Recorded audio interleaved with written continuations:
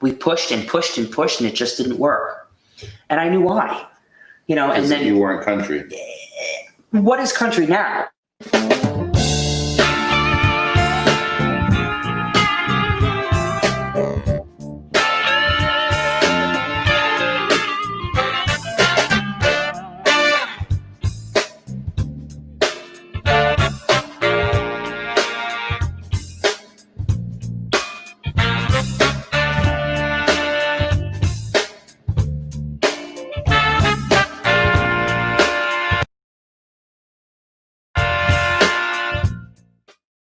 Hey, this is Caswell Cooke, and welcome to the first Caswell Cooke Show in like 10 years. It's just crazy. We used to do this show starting back in 1995, and then we just stopped doing it. And so years later, we called up our friend Billy Gilman and said, would you be the first guest? Would you be the guinea pig for the next Caswell Cooke Show, the Caswell Cooke Show 2.0, 2.0, that is debuting in January, although this is a preview episode. So, Billy, thank you for being here on the Caswell Cooke Show.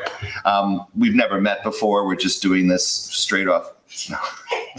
So, you have this amazing career because you were born in 1988. I read Wikipedia, and right?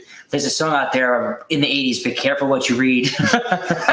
He was born approximately 1988. And in 2000, when you were like 11, 12 years old, all of a sudden you had a #1 album, One Voice, and you had this huge single. In fact, I think you had 3 singles off that album. What were the songs on that first record? One Voice.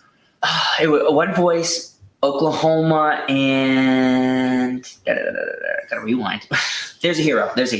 And all of a sudden, you are this huge star. You're getting like nominations for Grammys. You sold 2 million records of your first album, and then you went gold with other albums. It's crazy. So, how does a person who's like 11 years old get a record, and then get a #1 record, and then be like the superstar? Like, how does that happen?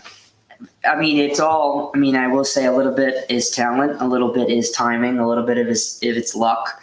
And I'm grateful to have had it at all. Yeah. So funny enough, fast forward a second, that makes sense for the past. It's Back to the Future. Again, 2.0.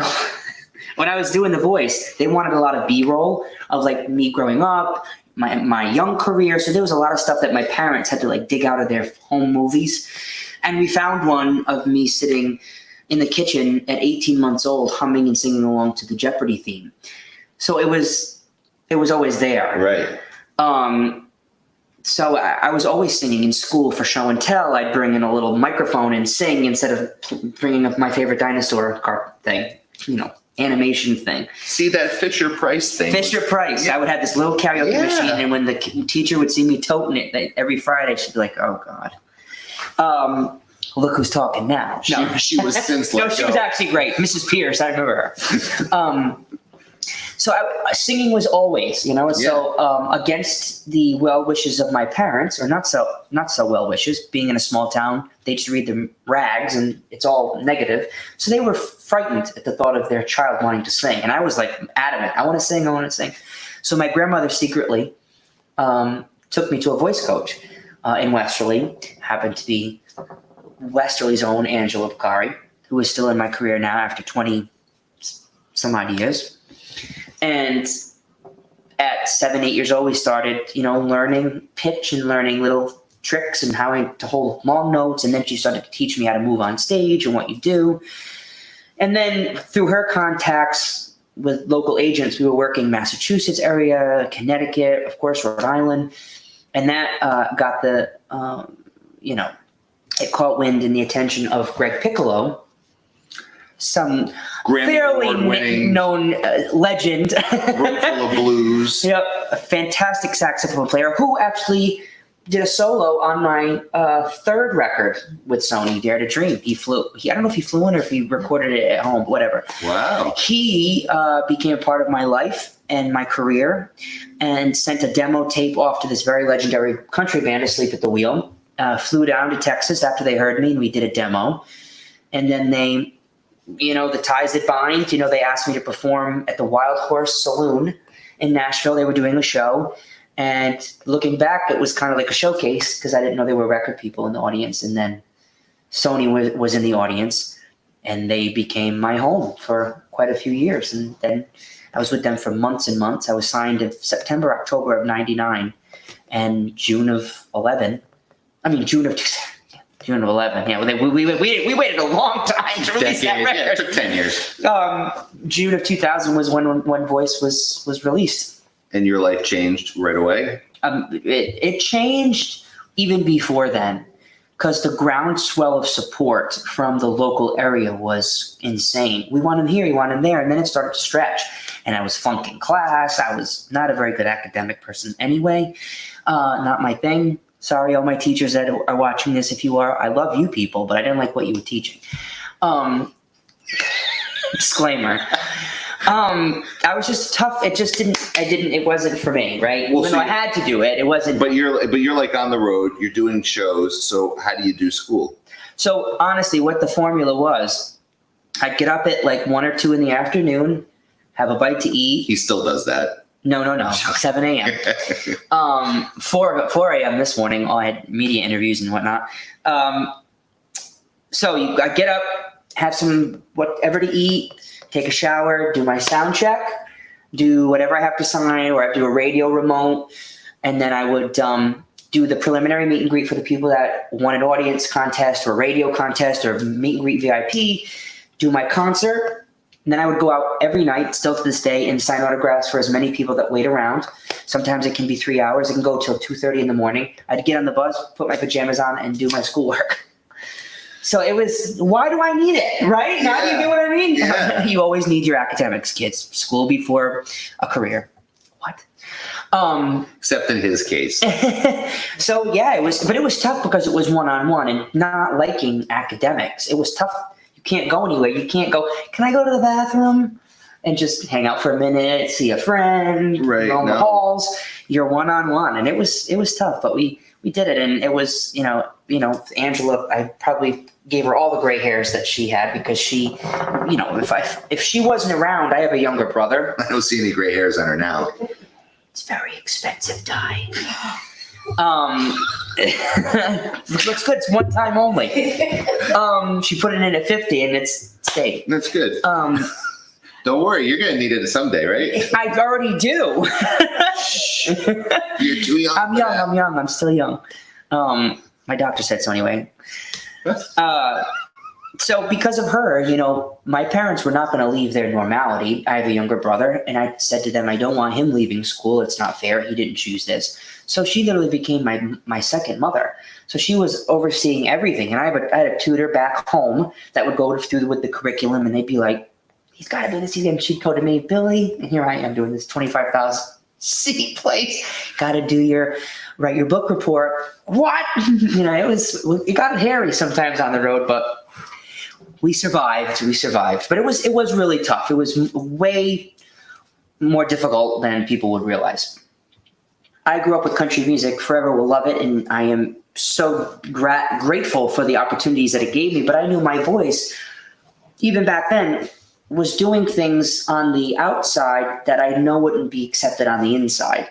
Right. I would do my shows and do what was asked of me and do this formula, and then I would get on the tour bus or the dressing room and I would belt out these songs that would totally not fit it. So it was like a pure Gemini, two sides, you know what I mean? And so I went to Nashville. I gave in and said, okay, I want to do that. Learn the studio, know how to produce my own stuff, know how to engineer, know how to songwrite, what makes a great songwriter, how long that takes. So for years I lived down there, and we pushed and pushed and pushed, and it just didn't work. And I knew why. And then you weren't country. What is country now? It's a lot of stuff. But back then, even as short as that is, that's not a lot of years ago. 8, that is a lot of time in the music business, but not really in the bigger scheme of things. I was sitting in one label office, and the man said, well, we just don't want our men sounding like Carrie Underwood. I thought, that's the biggest asset. That's the coolest thing. Right. You know what I mean? Yeah. They didn't get it then. Right. So I really knew in my head that I have to start to move on. How, I had no idea, because I wasn't in that field and some other field in country. Country was my roots. Those fans are my root. Like, everything was familiar, but it just wasn't working. Right. Oh, hey. This is Caswell Cooke, as you probably know because you're on my YouTube page or you're watching the show. But the only reason we have a new Caswell Cooke Show is because of the 4 sponsors that are making it possible, making this pilot episode, this first episode in a decade, possible. 4 wonderful sponsors. You know, I don't think it's often that a person who's doing a TV show actually knows the people who are sponsoring personally. And one of the things that's making the Caswell Cooke Show so awesome is that the 4 sponsors that are making this happen are all people that I use for whatever their services are. So Thorpe & Trainer Insurance has been around since 1910. I've known Howie Thorpe since I was a kid growing up at church, and we are just part of the same community. And Thorpe & Trainer is a fabric of our community. And I get my insurance through Thorpe & Trainer. D&V Mechanical, they are awesome. They do ducted and ductless air conditioning, heating, commercial appliance repair, things like that. And I always call Frank anytime something goes wrong at my restaurant. He comes down and he fixes it. And so, like, just, he's awesome, D&V Mechanical. The other person that's sponsoring is Dunn's Corner Chiropractic. I've been going to Dr. Campbell since 1999. So for 20 years, I've gone to him. And whenever I've had an issue, or even when I don't have an issue, I get checked up by him. I swear by chiropractic care. And the best chiropractor around is Dr. Campbell. And he's right in Dunn's Corner. It's across the street from Walmart. 322-8822 is his phone number. And I recommend Dr. Campbell highly. He's worked on me, my wife, my children, and he's done a great job. And the last one is Seaside Pharmacy, Bill Quirk. So here's a guy that went against the odds and opened up an independent small business drugstore in Westerly, a pharmacy in Westerly. I'm old-fashioned by saying drugstore, but you know what I mean. And Seaside Pharmacy is located right near Applebee's. It's up in Dunn's Corners. And you just get personal service. You walk in there and they know your name. They know what you're coming there for. They don't have to ask you, all these questions about who you are because they know you. It's kind of like the Cheers of pharmacies. But Bill's really cool, and he makes things happen, and he's a big community supporter. So those are the 4 sponsors that honestly are responsible for making the Caswell Cooke Show fly again in 2020. So in that fight and in that really dark time, because I really had no idea, The Voice called. And Angela, again, called me on the phone and said, so The Voice show called. No, click. She knew, okay, I'm going to back away from this. Another couple months went by. Another season of The Voice called. I don't want to do it. Click. Okay, we'll let it go. They called 4 times. And the 5th time, or whatever, 4th or 5th time, she says, The Voice called.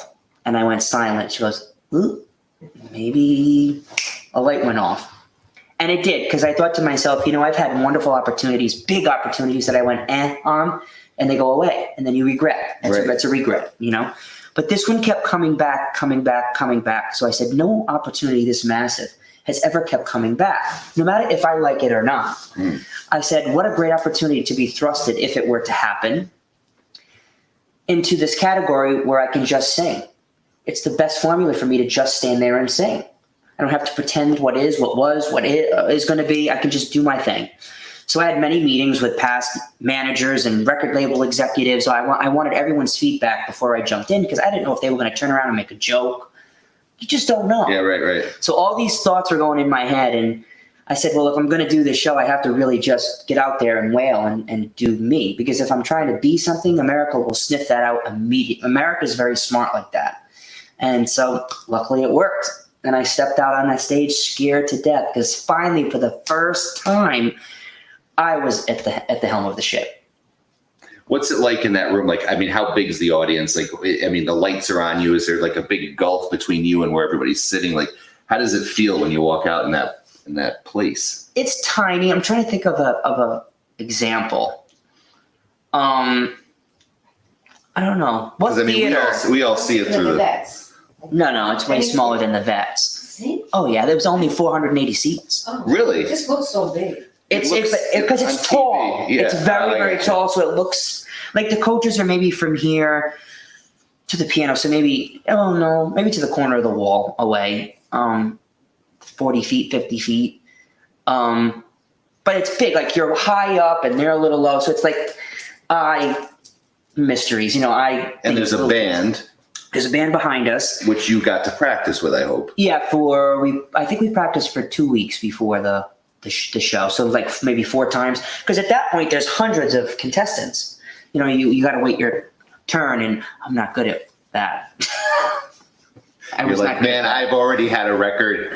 Which was tough because everyone was like, why is he here? Get him off the show. Because they thought you were a professional. So not only did I have to fight for America, but I had to fight in the background too. It was crazy. What did you feel like when you got done with the first song in front of the audience with the judges? What was that like? Was it vindication? What was it for you? Oh yeah, it was total vindication. But I knew that, okay, I have my work set for me now, because there's going to be people that want to see me succeed, and there's going to be people that want to see me fail. And it's my job to convince the people that want to see me fail that, well, no one in your home state wanted to see you. No, but there's a way, and I know I had to convince people that I'm just as worthy as the guy that's bussing tables. Yeah. You know what I mean? So how do you who picks the songs? My Way you did. How do you arrive at the songs you're going to sing those nights? So after you do the audition, the coach runs to you and your family, and they talk to you for a minute, and welcome to the team, welcome to the Voice family, blah, blah, blah, blah, blah. And Adam says, we have our work to do. I went, yep. Sure. So I kept my mouth shut, and we met behind closed doors, and I said, I know what I need to do. Just will you let me do what I need to do? And he sat back and he went, sure. The only song I did not choose myself was Man in the Mirror. Almost killed me. And My Way. That was a duet, right? That was a duet. And I knew it was Adam teaching a lesson, because I'm singing these beautiful ballads, and here I'm struck with such a rhythmic, you have to be in the pocket kind of thing. And he teams me up with someone that's so in the pocket. And I'm like, oh, this is like oil and water. Like, it's like such night and day. And it stuck out. And I was like the low part. Like, I was like the one that's dragging. So, and everyone had like, okay, so I don't know if this was, I doubt it was all on purpose directed towards me, because I'm not the only person on this team. But it just felt so odd, because, okay, it was the only 2 people out of like 10 artists on his team. They were all R&B rockish. Okay, there was only like 2 people on our team that stuck out. Me, Pretty Boy Pop, and another guy. You heard it first here on the Caswell Cooke Show. Pretty Boy Pop. It's a new genre. Well, it's being honest. Me singing these la la la when we were young. Yeah. And then a guy was singing Michael Bublé. We were the only 2. And who does he pick for? What does he pick for me? A rock R&B song. And who's my advisor? Sammy Hagar. That works. I'm like, this guy's not going to get me. This is like being back at Nashville with that record producer, that record guy. And it was pointed out numerous times. I don't know if it's on YouTube. I don't know what's on TV or Hulu or whatever you can watch back when. I don't even know if they're there anymore. But you can watch the judging. It was tough. And I just kept going, oh, I'm in trouble. I'm done. It's so blatantly obvious that I'm not gonna succeed in this. I was literally meltdown case, because I'm like, all right, I didn't think they turned for the audition. I can't. But when you physically can't get something, no matter how hard you try, everyone has their limitations. That's just the way it is, especially musically. If you can't do something, you can only go so far. Otherwise, a rap guy could be opera. No, he has his limitations. Right. But he has a strength that I don't have. So I stayed up the night before the actual taping. I was up till 4:30 in the morning, listening to and I said to Adam and the musical director, Paul, I said, just give me nothing but the piano and all the congas, drums, all the drum. I just want the drum. I just want the drum. So it was just in my head. And I got up on the stage and I threw my hands up in the air and I went, okay, here we go. And that was the biggest feat for me in that whole show. That was the toughest, most grueling part of the show, was the battle round. Mm-hmm. And then what about the song that Adam wrote that you sang? Actually, pardon me, I don't know if he wrote it. but it was supposed to be It on was his. supposed to be a Maroon 5 song? So we didn't have a song. He couldn't find one. I gave him a couple that I had written, and he liked them, but he wanted something different, completely different. So everyone else had their song, and I had no song. 2 days before the live finale, I had no song. And okay. So he calls me at 1 o'clock in the morning. He goes, "I've got a song. I want to give it to you." The band just passed on it. It was going to go on this last record, but here. And obviously it was called Because of Me. And I love it. And I still do it in my show to this day. Speaking of shows to this day, how many shows you do in a year? I mean, are you like always out, or are you? It varies. Last year was very busy. 2017, I did, I think, 90 shows. This year, the middle to end of last year was not that busy. I did quite a few Christmas dates because I'm not the kind of artist that can write and record during that process. My mind doesn't go there. Like the Hunter Hayes and the Shawn Mendezes of the world, like hats off to them to be able to bounce it like that. If I'm writing, it's literally a 20-hour day. Well, I can't go on stage. I'm fried mentally, singing, So I have to shut it off. So I will take time to go to, like I record in LA and Burbank, and I'll be there for months recording, creating, because all the songs will start from the ground up. The sounds, to get like the Soldier song, there's like 4 sounds in there. Like there's a little divot sound. It took 4 hours just to get that one sound the way I wanted it. So it's like such a long, drawn out thing that I can't sing and do concerts at the same time. I'm just not there. So I've been pulling back on the shows. Next year, they've already got February and March booked. There's a possible Asia tour.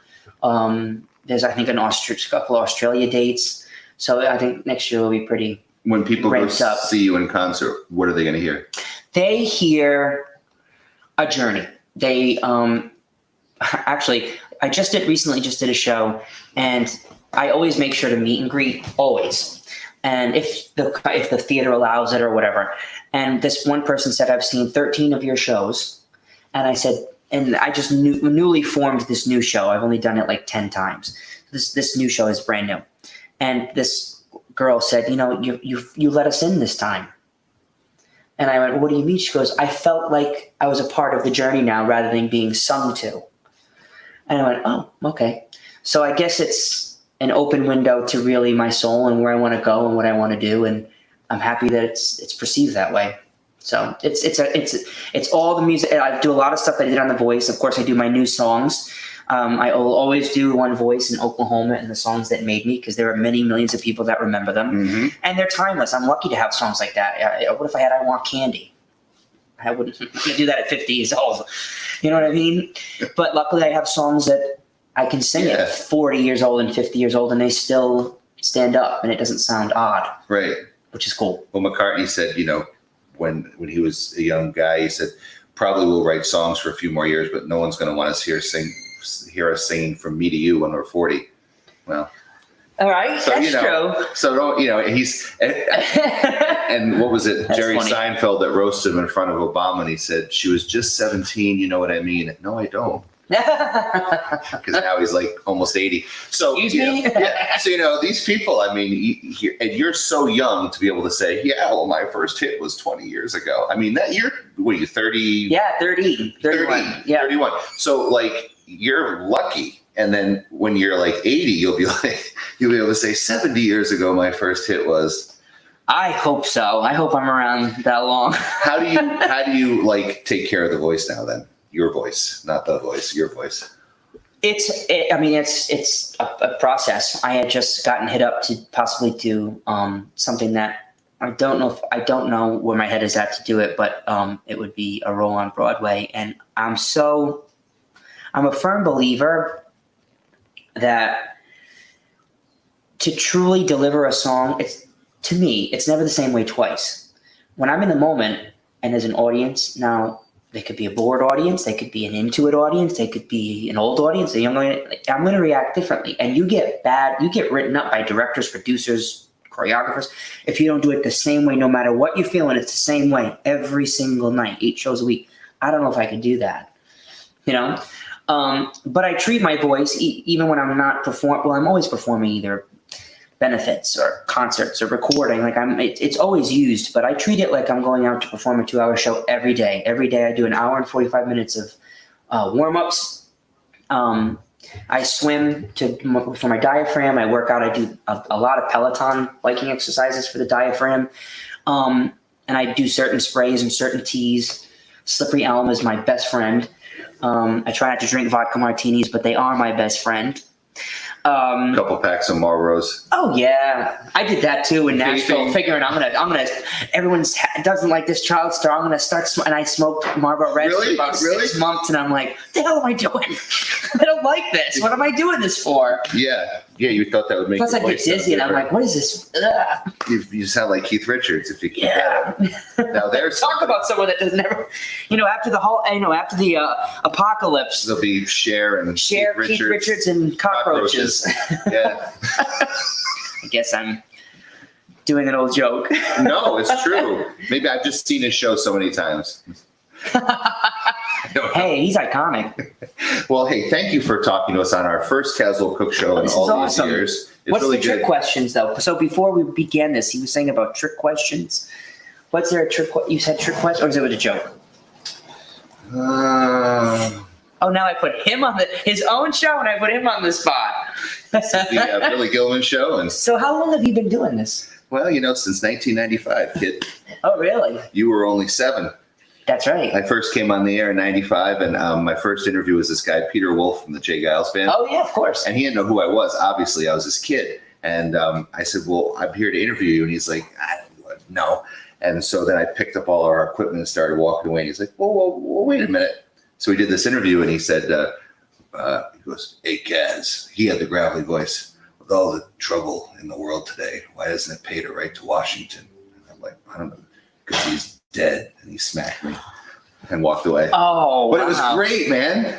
Because I got smacked by the Jay Giles Band. So it was good, So anyway, but I actually don't have a trick question. And then Conan O'Brien was one of our guests soon after that. And I knocked on his door because his mother lives in town. So I heard. Yeah, I've heard that. And he answered the door. And I said, I do this show. He goes, yeah, my mom watches it. Oh, that's awesome. And I'm like, well, can we have you come on the show? And he's like, sure. So we did that. And then after that, it just kind of, then once you have like a few guests. That's it. And people are like, oh, I'll do it. And then later on, I started booking all these people to perform. So then they kind of knew. So then I was like, well, I should interview these people that play. And by the way, I want to thank Billy because 2 years ago, was it? I don't know when it was, but we had the legendary John Cafferty and the Beaver Brown Band. Oh yeah, ready to play on the dark side. Yeah. Oh yeah. And he got sick like 2 days before, and he called, and he's like, he really sounded bad. He goes, guys, I can't sing. Oh, that's what was wrong. I always wondered. I always had wondered what happened. His doctor said, "You sing, you're not singing again, so you can't sing." I've been there. So then I don't know how it happened, but you talked to Angela. Angela sent me a Facebook. Yeah, we were in Oregon. Message. Yeah, and this guy flew back and saved the day and brought a huge crowd down to Musqueamish. That crowd was fun. Like certain crowds, I did like 6 before that. I can't remember them, but. I hope that doesn't go naturally. I remember you. I love you. If you can't please everybody. So you got to please yourself. Yeah. See, now I found a song that's from before his time. Garden Party. Oh, there you go. You should do that one. I gotta listen to it. Yeah. But anyway, that crowd that night, it was foggy. It was like kind of he would have been really all messed up if he sang in that weather. It was such a great, lively crowd. Angela came on stage. We did a duet. That crowd was amazing. That was a fun crowd. So thank you. The most amazing thing about it was that he actually did Cafferty's whole set. I did. Finish. So he was doing Dark Side, Tender Years. I mean, he was Cafferty. I'm joking. He really didn't. He actually sang his own songs. And anyone that's watching can attest that I did my own song. We may even have some footage of that. Not I Want Candy. I Want Candy. They did one song. One song pushed. Bow Wow Wow. That's who sang that, right? Yippee-oh, yippee-ay? No, I Want Candy. Oh, I don't know. That was the trick question. Who sang I Want Candy? Someone in my younger years. You know who it was? Oh, that she redid it. I think it was a guy. No, was that? It was in my 2000 era. Yeah, it was in the 2000 era. Yeah. Yeah. I want to say Mandy Moore. Yeah, it was one of those. Hey, Yeah, Google. yeah, one of those people. Yeah, one of those people. Do you ever hear yourself on like Sirius or when you're listening to a Decade channel? Did you come on? Thank God, no. Oh, good. And I just was on. So I've been guests every time that I'm home for any kind of like week or whatever. If the radio station 92 Pro FM gets wind of it, they'll say, "Do you want a guest host?" Because they love it and they get a lot of great feedback on it. And I'm honored that people like listening to me on the radio like that. And it's a fun dynamic and a different dimension to my career. And I was like, sure. And so you sit there between songs, you're waiting, to go back on the air. So I'm just on MSN, and it was something about, I don't know what it said. It was a headline of something. And my name scrolled through. And for once, they didn't use former child star. They just used Billy Gilman. And I went, yes. So that was even nice because it wasn't categorizing it in a generation form. Right. So, but no, I don't hear myself. I've heard people tweet me and go, "I just heard you on such and such," but I don't ever catch it. That's the which question. is totally fine. That's the question I want to ask you. So you have like, where are you on social media? Obviously, Facebook, Twitter, Instagram. Facebook, Twitter, Instagram. I just signed on to TikTok. Someone advised me of my PR team to do TikTok. I have no idea what the hell I'm doing. My 9-year-old daughter is doing. What do you do? I have no idea, but she knows. She can consult. Okay. Well, she wanted have her people call. She wanted to meet you, but she's singing at Chorus Westerly practice right now. Well, that's better than meeting me. Right. Keep singing. So yeah. What else? So TikTok, yeah. There's another one I just signed on to, and it's been like crazy. It's like a full-time job on its own. So that's my question. You do your own social media. I have people that do it for me, especially if I'm in a long flight, like to here in LA, and it's like 5 hours flight, and something needs to happen, which has been the case. And I have 2 girls in New York on a firm that help me out and have all that. So most of the time it's me, sometimes it's them. Cameo, that's the one. That one is fun. Like people will like randomly message you, and you get cleared. It's a whole company that does it on behalf of artists, so it's not some wacko. But I'm sure there maybe can be. I don't know. Wackos, welcome to just no stalking. That's a whole nother show. I could fill up an hour just on that. Can you just give us, before we go, because now this is the Caswell Cooke Show extended hour. Can you just give us one like wacko story? Like just like is any give me something. There are so many. Give me something. There was a guy that would dress in drag, like he would have a blonde wig, a red wig, a brown wig, so he wouldn't be caught. And he would go to all the different shows. And there was another guy who said, now mind you, I'm 15. My father went crazy. He was a Marine. No, my father sold oil with my grandparents in Woodmansee oil. So no, he was a Marine. He went crazy. I'm trying to flee my town and my life with this man, and we're going to buy a house together in Colorado, and called our hotel room in Las Vegas and said, "This is Billy Gilman's manager." And Angela goes, "Oh yeah, then who the hell am I?" Right? Nuts. Restraining orders. Like it goes on and on. Well, there's like because now that our buddy Taylor Swift lives here in Westerly, yeah, sometimes. Yep. A friend of mine was doing security, and this guy said he was her husband. Yeah, it's just, and he was there to pick her up for dinner. It's scary, because you just But the thing is, like, what if these people have been around me and we didn't know it, like until they started to strike? That's what thinking back on it, I didn't know then. But looking back, I'm like, what if that person was in the diner that the bus stopped at and was around us or followed it? Because you don't have the technology you have now. Right now, you do. And then when you go to venues, you have security. And we always had security, but when you have 10,000 people, it's hard. Like when you're in these arenas, no matter how good the security is, someone's getting away with something. Look at the Manchester arena with Ariana Grande. You know there's security there, and the guy still got through. I know. You just never know. I know, stuff happens. Anyway, it's an interesting life, but I wouldn't trade it for the world. And the last question then is, so how much you were talking about like doing Broadway and you have to give the same performance even if it's a lackluster audience, but how much does it inspire you when you walk out and you hear that scream? Oh, that's the only reason I'm still alive, I probably would say. I'll go to the depths of that, not doing my job, but probably alive. Because when it's all you know, and it's that you have given it. When someone stalls me, be it a record head or this person going, I just don't know. When someone stalls this given gift, it's a factor of rage that I can't begin to understand. you're dealing with something higher than myself. When you're saying no to what God gave me, that's a whole. You're setting the rhythm off, and when I hear that audience, it just fuels me. And if I didn't have that, we'd have problems. So that is one of the major things in life that I will always be grateful for and strive to give the best I can, because that's in the end that's all the artist has. Mm-hmm. You have your music and your words and your thoughts, and then you have your audience. That's it. Everything else is expendable. Well, you have an amazing voice. We were like all watching you, as was America. We were just like, how the hell do you sound that great? Like it's just. And if anyone wants to know, just call Angela. Booking now. Booking now. She just asked. She was the one. We did. I can just keep going. We were doing a duet with Charlotte Church, who was an opera singer. I'm just going to go to the restroom. I'll be back. Yeah. I'm just joking. You take it, Billy. Yeah. So welcome to the Caswell Cooke Show. I'm Caswell, and today we're with Angela Beccari, speaking on her legendary career. He could do this. See, now if the music fails him, he could be a talk show. But you were tell me this last story, because I like it. Right. So you don't even know it yet. I want to see if you. How do you know it? I want to see if you pick up on that. I love this story. I just said I was with. No, you mentioned the name. Charlotte Church in London, and she was taught by the book with this teacher, and she's going in and she's telling her to do this, and I'm like, that is so wrong. Like she's going, you got to say B. Well, if I want to say B, I'm going to say B, right?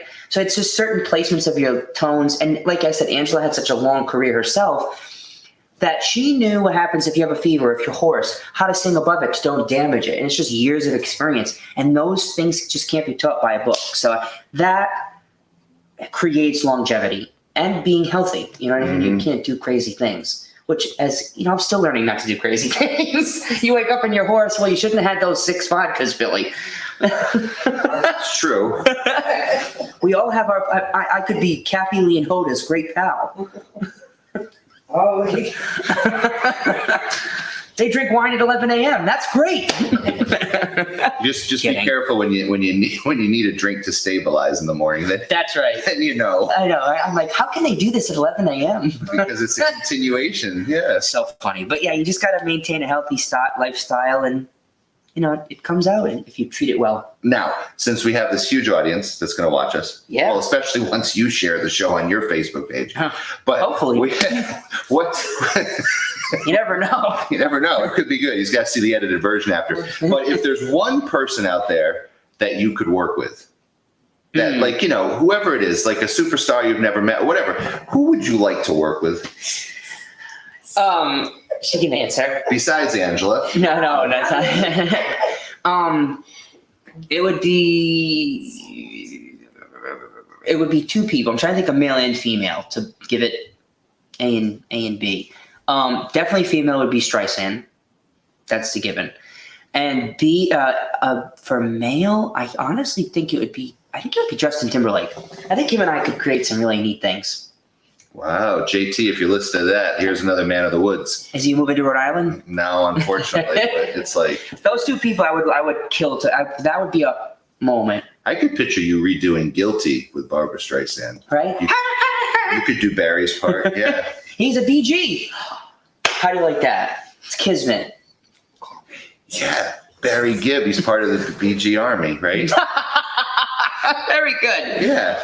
very good. On that note, ladies and gentlemen, see you next time.